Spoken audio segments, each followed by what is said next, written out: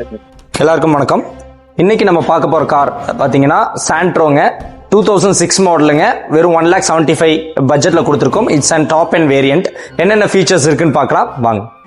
So body line பார்த்தீங்கன்னா எக்ஸலண்ட்டாக இருக்குங்க. எல்லா இடத்துக்குமே பார்த்தீங்கன்னா சன் வைசர்ஸ் போட்டிருக்காங்க. இட்ஸ் அன் அடிஷனல் ஃபிட்டிங் தான்.